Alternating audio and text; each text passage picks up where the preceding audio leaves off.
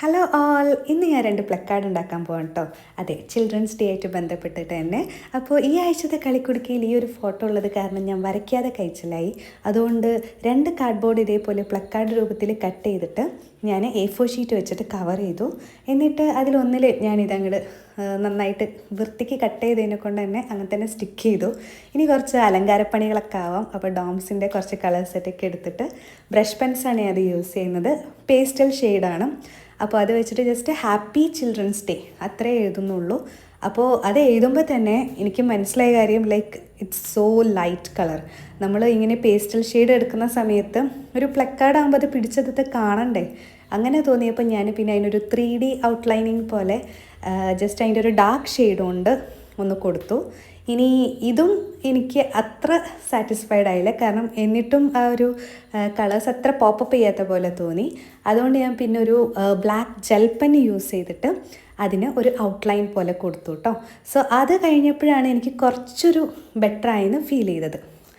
അത് കഴിഞ്ഞപ്പോൾ ഞാൻ അടുത്ത പ്ലക്കാർഡിന് വേണ്ടിയിട്ട് 2 ഫോം ഷീറ്റ്സാണ് എടുത്തത്. ഗ്ലിറ്റർ ഫോം ഷീറ്റ്സാണ്. ഏകദേശം ഒരു സ്കെയിലിൻ്റെ വീതിയിൽ ഞാൻ 2 സ്ട്രിപ്സ് പോലെയായിട്ടാണിത് കട്ട് ചെയ്തെടുത്തത്.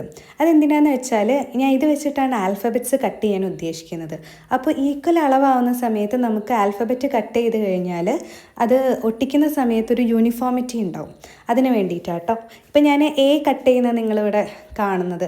ഈ A കട്ട് ചെയ്തതിന് ശേഷം നിങ്ങൾക്ക് വേണമെങ്കിൽ ഒരു വൈറ്റ് കളറിലൊരു ട്രയാങ്കിൾ പോലെ കട്ട് ചെയ്തിട്ട് അതിൻ്റെ മേലെ സ്റ്റിക്ക് ചെയ്താൽ ഒരു എക്സാക്റ്റ് ഏനാവും. നമ്മളത് ഹോളാക്കുന്നതിലും ബെറ്റർ മേലെ ഒട്ടിക്കുന്നതായിരിക്കും.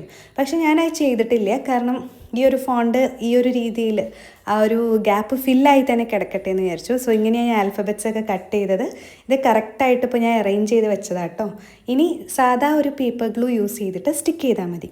സോ ഇത് A4 ഷീറ്റ് ആയതുകൊണ്ട് തന്നെ ഫോം പെട്ടെന്ന് അതിൽ സ്റ്റിക്കായി കിട്ടും. അതുകൊണ്ട് ഭയങ്കര എളുപ്പമുണ്ടായിരുന്നു ഇത് വെച്ച് സ്റ്റിക്ക് ചെയ്യാൻ.